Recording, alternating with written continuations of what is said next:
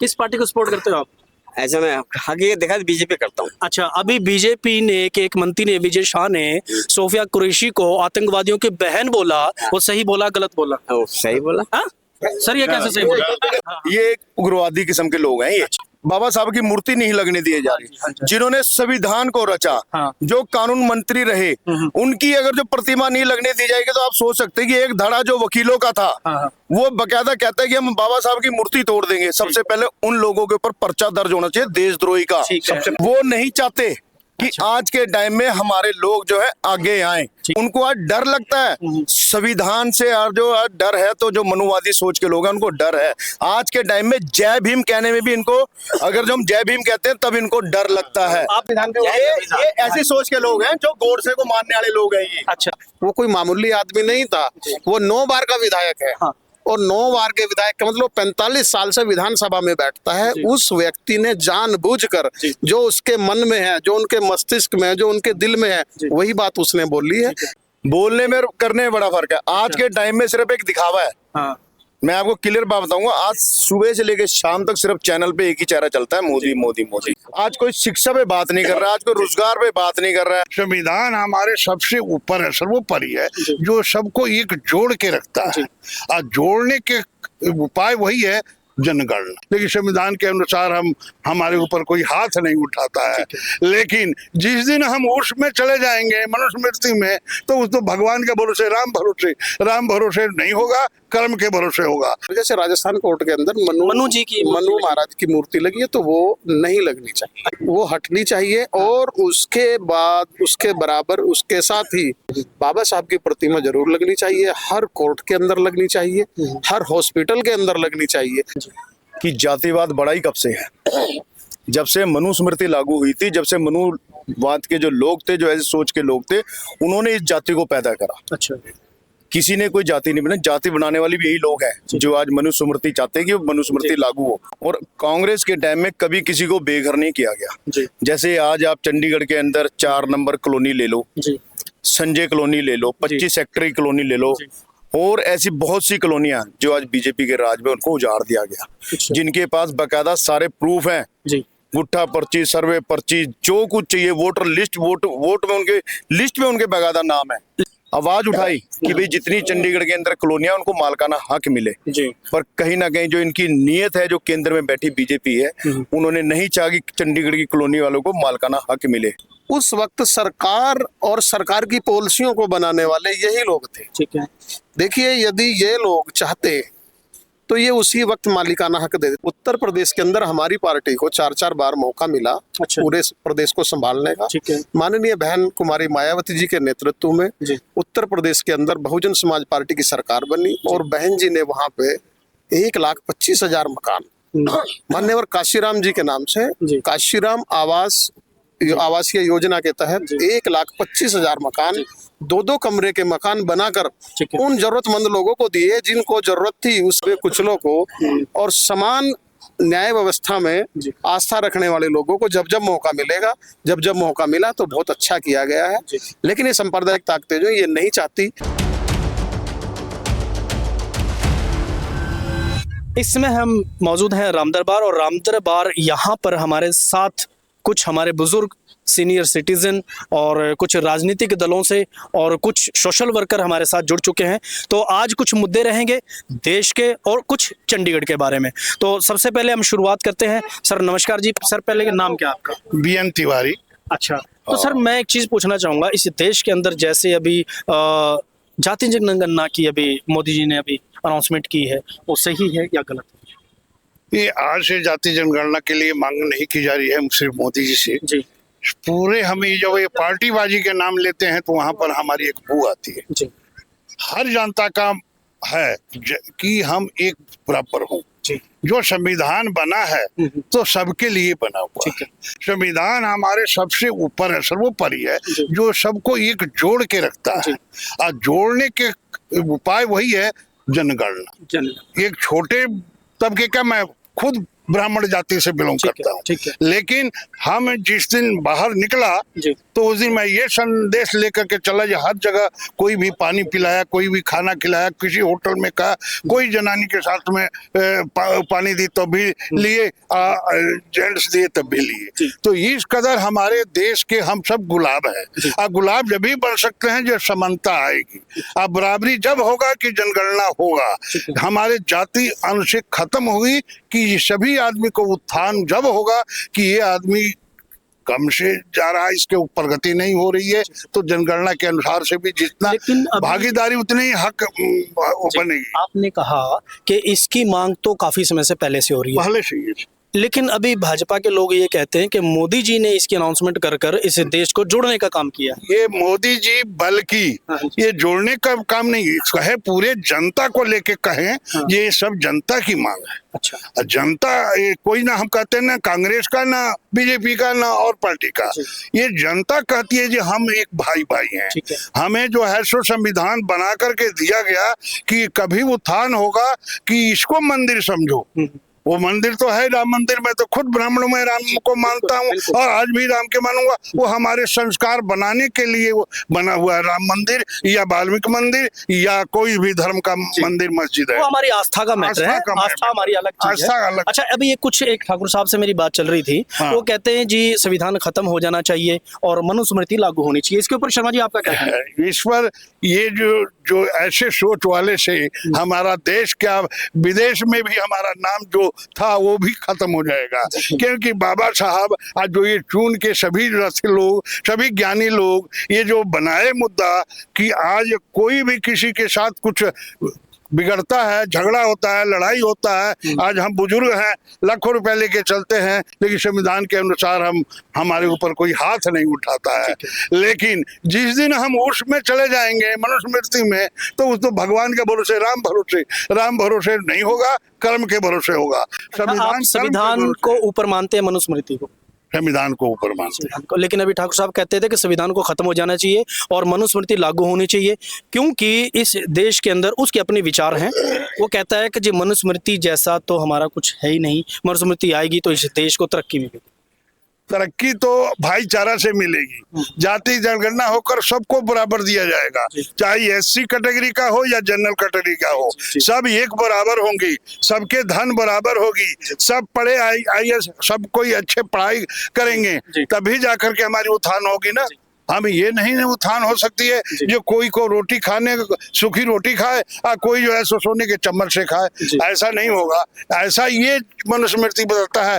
राजा राम थे, ठीक है, राजा परिवार में जन्म लिए थे, उन्होंने सोने की सारा सब कुछ डाले हुए थे। हर आदमी सोने का चैन डाल नहीं सकता। और आज तो वैसे भी 1 लाख के आसपास है। और वैसे 1 लाख रुपए का 10 ग्राम मिलता है, तो जाकर देखो देवी देवताओं पर ऐसी पर कि पूरे सोने से ही जड़ा हुआ उनका रत्न दिखता है।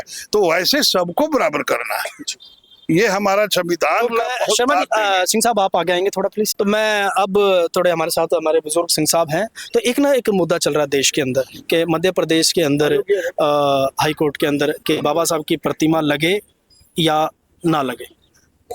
देखो, जो दुनिया नारे जो ठीक होना चाहिए बस। क्या चीज जो जैसे दुनिया चल रही है ठीक ढंग नाल उधर चलनी चाहिए। अच्छा, लेकिन अब वहाँ किसी की प्रतिमा नहीं है, लेकिन सुप्रीम कोर्ट के, हाई कोर्ट के जज ने कहा है, ये सरकार का आदेश है, जज साहब का आदेश है, कोर्ट का आदेश है कि वहाँ अंबेडकर साहब की प्रतिमा लगनी चाहिए। लगनी चाहिए। लेकिन कुछ लोग कहते हैं कि वहाँ राम की प्रतिमा लगनी चाहिए। चलो, तो अपने समझे किसी में बड़े करते हैं। अच्छा सर, आपका क्या कहना है? मैं तो कहता हूँ विधान बाबा साहब अम्बेडकर ने बनाया, तो उनके अनुसार ही ये होना चाहिए। अच्छा, उनकी प्रतिमा लगनी चाहिए बाबा साहब की जी। तो उसकी प्रतिमा क्यों नहीं? एक वकील गुट है जो वहाँ लड़ाई लड़ रहा है और उन्होंने कहा कि अगर प्रतिमा लगा दी अम्बेडकर साहब की तो हम उसको तोड़ देंगे। वो वकील का गुट है, वो कहता है जी राम की प्रतिमा लगनी चाहिए। राम के देखो, पहले अम्बेडकर ने विधान बनाया, तो उसी की होनी चाहिए। ठीक है, बाकी किसी की भी लगा हुआ। ठीक है। तो सर क्या नाम है आपका? मेरा नाम पुष्पेंद्र है जी। अच्छा पुष्पेंद्र जी, आप क्या राजनीतिक दल से हो? जी, मैं बहुजन समाज पार्टी का स्टेट सचिव हूँ।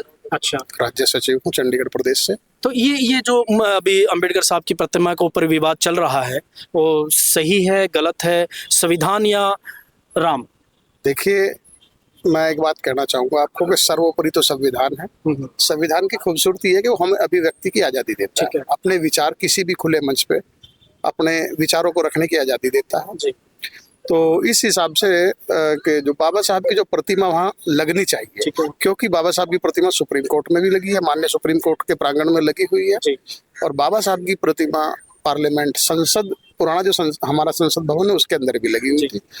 और जो ये बात है कि वहाँ लगनी चाहिए, नहीं है लगनी चाहिए, बल्कि जो जिन कोर्ट के अंदर, जैसे राजस्थान कोर्ट के अंदर मनु महाराज की मूर्ति लगी है, तो वो नहीं लगनी चाहिए। अच्छा, वो हटनी चाहिए। और उसके बाद उसके बराबर, उसके साथ ही दुनिया के चुनिंदा विश्व के जो विद्वान व्यक्ति, न्यायिक विद्वान व्यक्ति, उनमें बाबा साहब का नाम बड़े शुमार है। बहुत ही उच्च कोटि के विद्वान रहे हैं बाबा साहब। और बाबा साहब एक व्यक्ति ना होकर एक विचार हैं।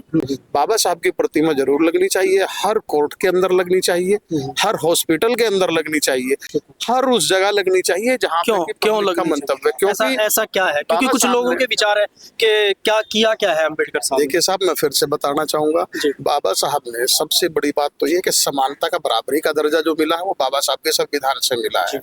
ना मुझे किसी हिंदू से मिला है, ना मुसलमान से मिला है। मुझे तो जो भी मिला है, मुझे क्या, हम सबको जो मिला है बाबा साहब के संविधान से मिला है। ये जो मैं आज आपके सामने है, मेरे ये बुजुर्ग जो यहाँ के रहबर हैं, बासिंदे, ये लोग भी यदि आज यहाँ सब खड़े होकर हम आपस में बात कर रहे हैं, अपना अपना मंतव्य आपसे शेयर कर रहे हैं, आपको बता रहे हैं, तो इसका कारण भी बाबा साहब का संविधान ही है। तो ये सोशल वर्कर हैं और तो अब हमारे साथ मौजूद हैं। सर थोड़ा सा आप यहाँ आ जाइए। तो मैं सिर्फ एक चीज़, एक सोशल वर्कर और लोगों की हक की आवाज़ उठाने वाले, और पूछते हैं वो किसी राजनीतिक दल से हैं, नहीं हैं, और हैं तो उनकी विचारधारा क्या है, किस राजनीतिक दल से। सर पहले तो आपका नाम? मेरा नाम गुरचरण सिंह है। सर किसी राजनीतिक दल से आप? हाँ, मैं कांग्रेस से हूँ। अच्छा, क्या कांग्रेस में क्या उपाधि आप? यहाँ वाइफ मेरी ब्लॉक अध्यक्ष है राम दरबार से। ठीक है। तो मैं आपसे एक चीज़ जानना चाहता हूँ कि अभी कुछ लोग मुझे ये कह रहे थे कि जाति जनगणना नहीं होनी चाहिए और उसके अंदर जातिवाद बढ़ेगा, लोगों के अंदर भाईचारा खराब होगा। आपके क्या विचार है इसके? सबसे पहले तो मैं आपको बताना चाहूंगा कि जातिवाद बढ़ा ही कब से है। जब से मनुस्मृति लागू हुई थी, जब से मनुवाद के जो लोग थे, जो ऐसे सोच के लोग थे, उन्होंने इस जाति को पैदा करा। अच्छा, किसी ने कोई जाति नहीं बनाई, जाति बनाने वाले भी यही लोग हैं जो आज मनुस्मृति चाहते हैं कि मनुस्मृति लागू हो। इन्होंने ही जाति को बनाया। और आज जो जनगणना की बात है, जनगणना जरूर होनी चाहिए, पता चलना चाहिए।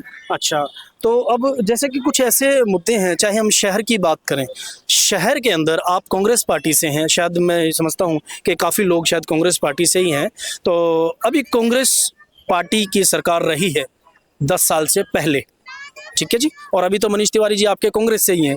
उनसे पहले भी मनमोहन सिंह के सेंटर में सरकार रही है। तो कॉलोनी, तो इस चंडीगढ़ के अंदर ऐसी झुग्गियाँ हैं जो बेचारों को तोड़ा जा रहा है, उनकी झुग्गियों को तोड़ा जा रहा है, और वो गरीब लोग हैं जो वोट देते हैं, किसी राजनीतिक पार्टी को जिताते हैं। तो ऐसा क्यों हो रहा है सर?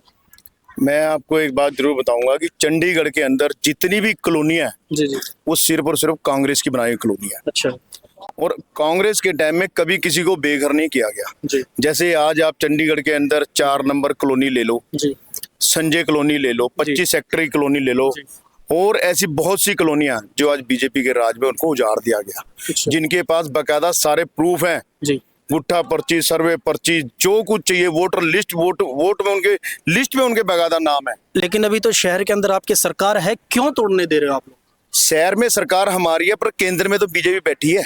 मनीष तिवारी जी ने बकायदा वहां पे आवाज उठाई कि भाई जितनी चंडीगढ़ के अंदर कॉलोनियां, उनको मालकाना हक मिले जी। पर कहीं ना कहीं जो इनकी नीयत है, जो केंद्र में बैठी बीजेपी है, उन्होंने नहीं चाहा कि चंडीगढ़ की कॉलोनी वालों को मालकाना हक मिले। ठीक है, लेकिन आज से मैं बताऊं आपको, 12-13 साल पहले आपकी ए से जेड तक सरकार थी, चंडीगढ़ के पार्षद से, कॉरपोरेशन से, सेंटर तक आपकी कांग्रेस की सरकार थी। उस समय आपने इन लोगों को मालिकाना हक क्यों नहीं दिया?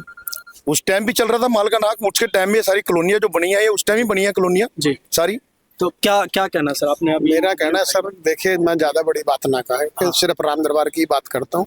1976 में सबसे पहले राम दरबार फेज 1 को बसाया गया, उसके बाद 88-84 में फेज 2 को बसाया गया। ठीक है।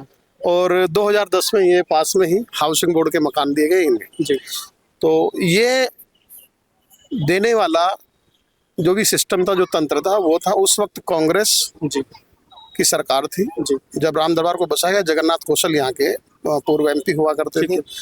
उस वक्त सरकार और सरकार की पॉलिसियों को बनाने वाले यही लोग थे। ठीक है।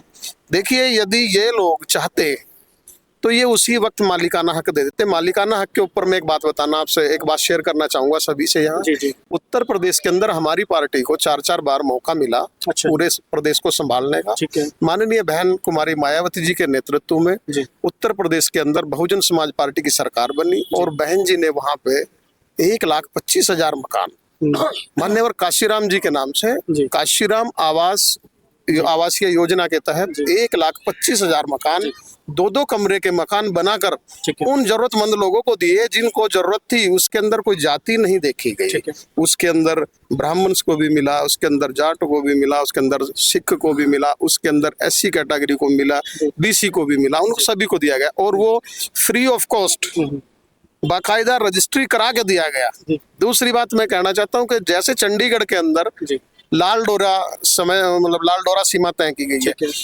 तो किसी भी देहात में आप चले जाइए कि गांव के बाहर कुछ खत्ते डले होते हैं, खत्तों के बाहर जो जमीन होती है वो लाल डोरा मान दिया जाता है। लेकिन वहां पे भी यदि किसी गरीब गुरबे ने कोई अपनी झोंपड़ी बना ली या कोई झुग्गी बना ली तो उसको भी माननीय बहन जी के टाइम में करीब 75,000 लोगों को उस जमीन पे भी रजिस्ट्री करा के दी गई है।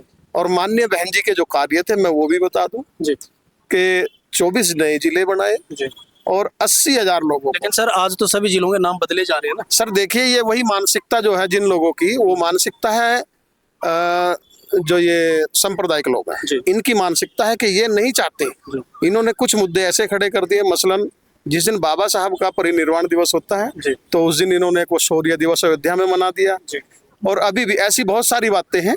तो मैं ये कहना चाहूंगा कि जब जब इस देश के अंदर दलितों को, दबे कुचलों को और समान न्याय व्यवस्था में आस्था रखने वाले लोगों को जब जब मौका मिलेगा, जब जब मौका मिला तो बहुत अच्छा किया गया है। लेकिन ये सांप्रदायिक ताकतें जो ये नहीं चाहती। चंडीगढ़ प्रशासन की क्या है सांप्रदायिक ताकतें जो है, ये सांप्रदायिक ताकत है द्वेष फैलाने वाले। अच्छा, कैसे? ये द्वेष फैलाते हैं कभी जाति के नाम पे, कभी व्यक्ति की आस्था लेकिन के अभी नाम तो मोदी जी ने बोल दिया कि जाति जनगणना होनी चाहिए। देखिए, फिर कैसी आप जातिगत जनगणना, ये मोदी जी ने बोलने में बड़ा फर्क है। बोलने में करने में बड़ा फर्क है। आज के टाइम में सिर्फ एक दिखावा है। हाँ मैं आपको क्लियर बात बताऊंगा, आज सुबह से लेकर शाम तक सिर्फ चैनल पे एक ही चेहरा चलता है, मोदी मोदी मोदी। इसके अलावा कुछ और नहीं चलता।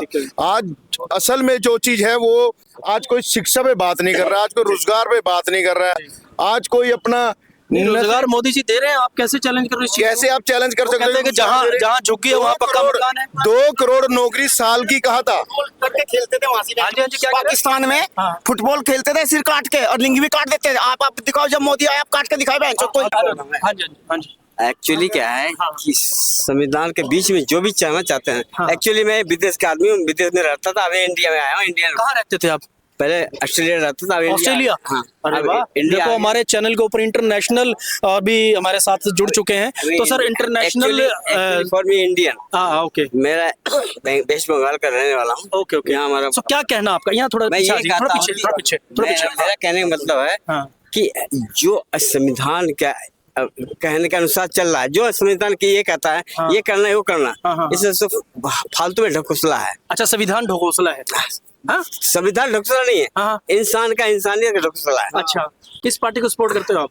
ऐसा मैं हकीकत देखा बीजेपी करता हूँ। अच्छा, अभी बीजेपी ने एक मंत्री ने, विजय शाह ने सोफिया कुरैशी को आतंकवादियों की बहन बोला। वो सही बोला गलत बोला? सही बोला। हाँ सर, ये कैसे सही बोला?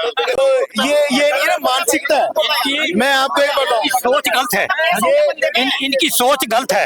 देखो ये मेरे भाई है, मेरे कॉलोनी के है, लेकिन ऐसे असल में 1 मिनट मैं बात बताऊं जी, 1 मिनट जो आज के टाइम में मैं आपको असल बात बताऊं जी, असली उग्रवाद तो ना हमारे देश के अंदर है। ये जो खास करके जो मनुवादी सोच के लोग है ना, ये उग्रवादी किस्म के लोग हैं। ये इनको असल में जो अभी जो वहाँ पे ग्वालियर में जो अपना बाबा साहब की मूर्ति नहीं लगने दी जा रही। जिन्होंने संविधान को रचा, जो कानून मंत्री रहे, उनकी अगर जो प्रतिमा नहीं लगने दी जाएगी तो आप सोच सकते हैं कि एक धड़ा जो वकीलों का था वो बकायदा कहता है कि हम बाबा साहब की मूर्ति तोड़ देंगे। सबसे पहले उन लोगों के ऊपर पर्चा दर्ज होना चाहिए देशद्रोही का, सबसे पहले, क्योंकि वो नहीं चाहते कि आज के टाइम में हमारे लोग जो है आगे आए, आगे पढ़े, बड़े लिखे, क्योंकि उनको आज डर लगता है संविधान से। और जो आज डर है तो जो मनुवादी सोच के लोग हैं उनको डर है। आज के टाइम में जय भीम कहने में भी इनको, अगर जो हम जय भीम कहते हैं तब इनको डर लगता है। आप जय भीम बोलेंगे? बिल्कुल बोलूंगा। जय भीम बोल दिया। ठीक है, मैं एक चीज आपसे पूछना चाहूंगा, जैसे इन्होंने कहा, बोलिए जय संविधान पे। ये ऐसी सोच के लोग हैं जो गोडसे को मानने वाले लोग हैं ये। अच्छा। चलो मैं अभी एक ये जैसे इन्होंने कहा कि सोफिया कुरैशी जो पाकिस्तान में जाके अटैक करके आई है कि, और विजय शाह जो एक भाजपा के मंत्री हैं, उन्होंने कहा कि वो आतंकवादियों की बहन है। ये कहते ठीक है, कैसे ठीक है? ये इनकी ना समझ है। ये देखिए,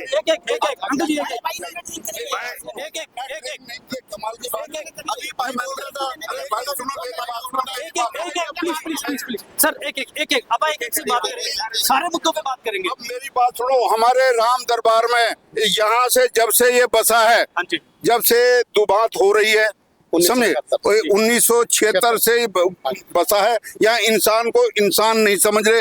आज तुम कह रहे हो भाई ये जाति गणना हो रही है। जब कालिदास की हिस्ट्री इन्होंने नहीं पढ़ी है। कालिदास कौन सर? है जी, कौन?